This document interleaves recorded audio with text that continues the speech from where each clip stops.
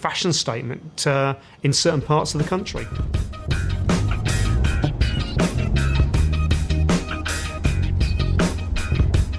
I set off again to find out who gets hold of these guns and what effect gang-related gun crime has on our streets.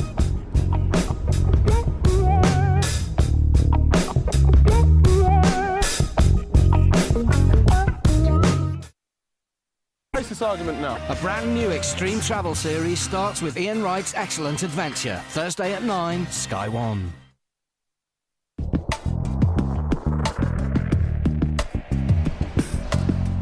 I'm on my way to a part of southwest London which has suffered from gun crime more than most.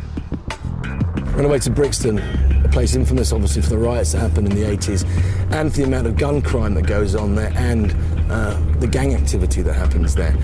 We're going to hopefully meet some people that are going to tell us exactly what's going on there.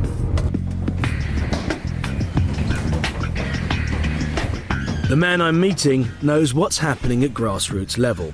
He spent 8 years in prison for possession of a MAC-10 submachine gun. We're going to meet a guy called Wayne who runs a charity organisation called Straight Aims which helps kids on the streets, but used to be a member of a gang. Looking for a guy called Wayne? I mean, I grew up in Brixton, I grew up hard. You know what I mean? There's a lot of similarities to the way I grew up than the way they grew up. I couldn't go and tell a neurologist about neurology because I don't know nothing about it. What I do know about is growing up on the streets. Do you know what I mean? So I go in there and I say to them, look, at the end of the day, I've done what you're doing. Do you know what I mean? And this is how it ultimately ends up. It ends up either a life sentence in prison or in the graveyard. And that's the reality of it. How many of your friends have you lost then? About 15 in total. There's probably more. But is that due to gun crime as well? Yeah, all of them. All of them? Yeah. So you used to run with the gang, didn't you? Ran with the posse, didn't you not? It started with I won't say started, but there was a posse called the Raiders posse. Was in existence at that time. Then the Wackett posse came on after that. Then Angman, then the 28s, and the rest is history. And then it progresses. Yeah, it progresses from there. When you're in a gang, it's like a family. Whereas, you know, there's a lot of breakdown in actual family values within the home, and they find comfort, basically, in getting involved in gangs or whatever. The violence that goes along with it, though, mate, I mean, is that attractive? Is that what's attractive for some people? Is it the kudos, the respect you get? Yeah, well, it is, because at the end of the day, I've always said this, guns are power, and that's prevalent the world over. I mean, the armies with the biggest guns, they got the biggest talk in the world, and that transcends onto the streets. I mean, the guys who got the biggest guns in their era, they get the most respect. It's not about how big you are then, it's how many guns you've got. It's who's got the, yeah, you know what I mean, are willing to use them, basically. Gun crime has nearly doubled in and around Brixton in the past year. There were 162 shootings in 2004 that left 18 people dead. Horrific statistics with horrific stories. We've had our children ripped away from us, and, you know, we have two ways to go. We can either lay down and give up, or we can fight. They wanted his car keys and he said, no, I'm not giving you. And one of them shouted, shoot him. Took his mobile phone, took his chain, took his wallet. It's 4 words I'll never forget. Michelle Leon's been shot. I could tell that his heart had gone into shock, so I started to give him CPR. The car that she was driving was blasted with a revolver, semi-automatic revolver, and she died on scene.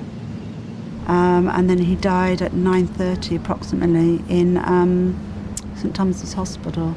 We just had to watch him die.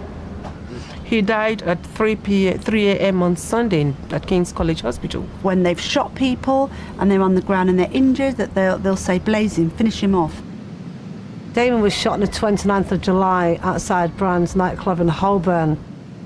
But you cannot, because we're not supposed to bury our children. It's supposed to be the other way around. They take away the gun and they're cowards. And the police will tell you when they're in the police station, they are blubbering idiots. They are bawling. The callousness with which people carry out these dastardly acts, it's gruesome. I go shopping and you just pick up something and it reminds you of your child, and right in the middle of the store, tears are rolling down. The pain is horrendous.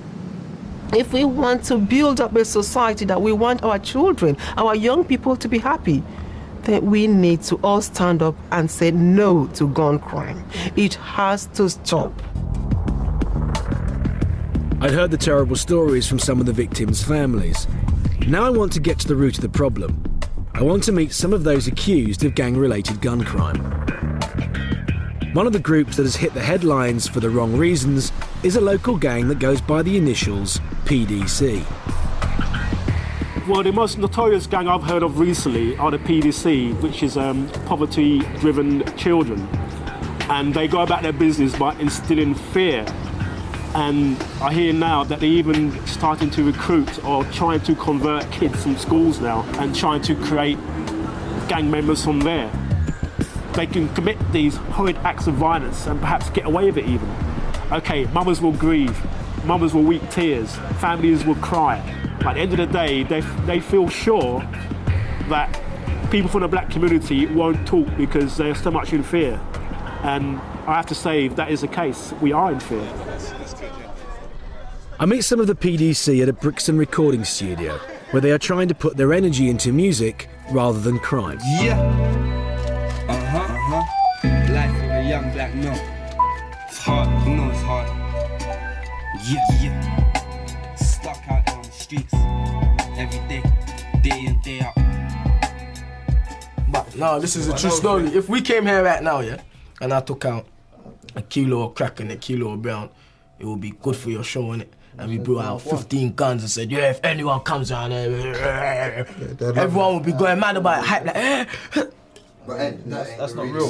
Well, that's what I want to hear. What is the reality? What is the reality? What is the reality? The reality is trying to get this we're trying to get away from get this music cracking, this is the reality. create jobs, open up community centres and make jobs for our people. Yeah? That's what I'm saying. The future. Guys, all right, there's obviously a lot of hype written about it, and there's obviously a lot of rubbish written about it, but it is true that people get shot here, isn't it? That does happen, doesn't it? That's not... It don't mean to say it's always... It don't mean to say it's us. Didn't say it was you. No, it but happens here, doesn't it? Yeah, but they're trying to put the biggest everywhere people that lit people over, yeah, and they shoot man down are the American army, innit? But no one don't really cuss them, innit? They're in Iraq killing innocent people. No, forget about that, man. Yeah, somebody got shot near my house by the police. He got shot 5 times in the face. Look how they lick out my man's head back in Stockholm tube station. They hold him down and empty 5 in his head back. And they say we're criminals. And we're He criminals. dropped on the floor and they shot him in the face. But police can run down people with guns in their hand like that. Stop! So Freeze, imagine stop, that. freeze, hold them down, outside and then lick out right their head now, back. with all the nonsense they've put across about us, yeah? I could be standing out here right now and see a police car pull up. Do you think I'm gonna want them to stop me and I know they're shooting people? Will they identify you as the crew, though? Will they know? They're around here. They've got their own crew. They're around here. That's what I'm saying. They're around here more than us. Yeah, they're gangbangers. They're gangbangers. They're around here more than us. Police are the biggest gang around. Yeah, that's what I'm saying. They're around here more than anybody. What are the things that you say you share in common then that bonds you together?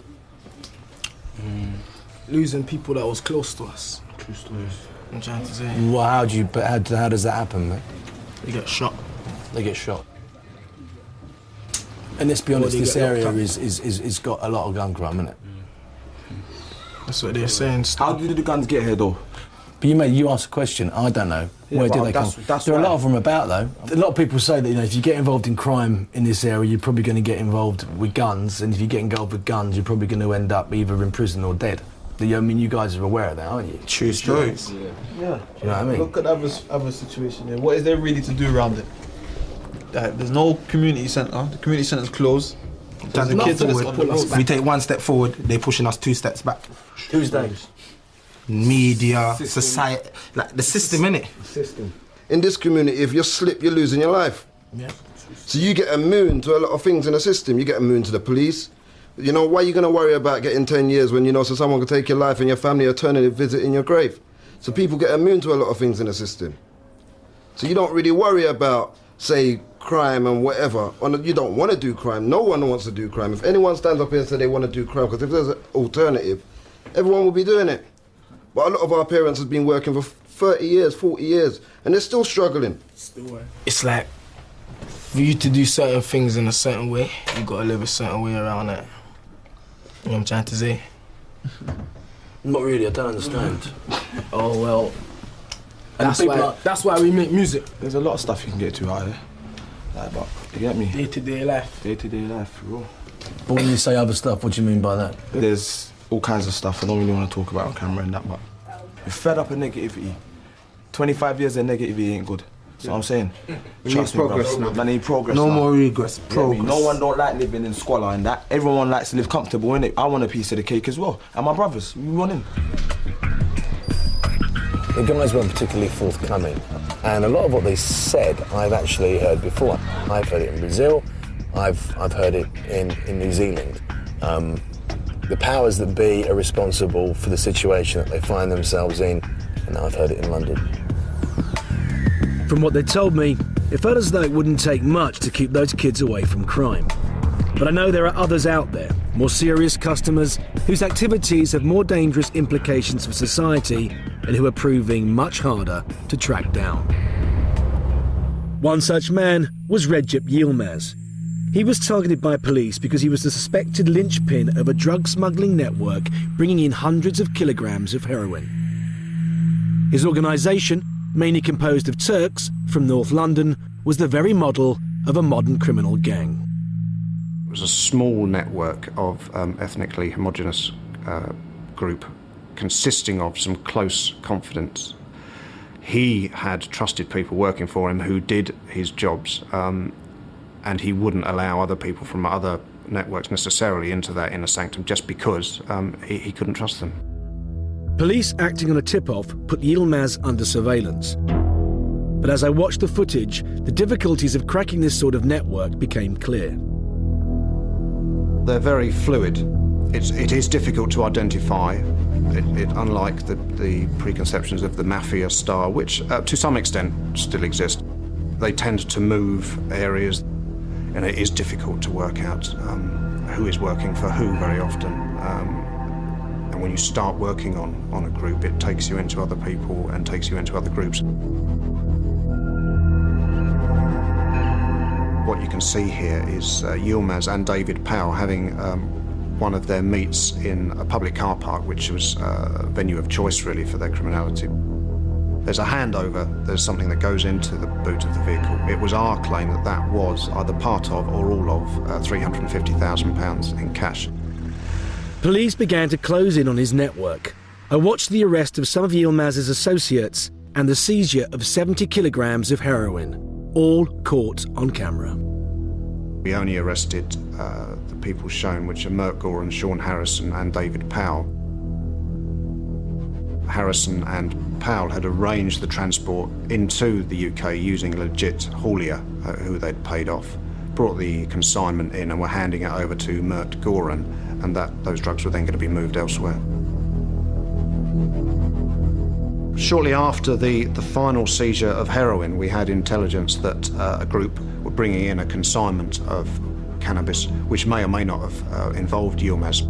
That cannabis was taken in a scrap metal lorry, brought in up to Rotherham, where we took the consignment out and seized 2 tons.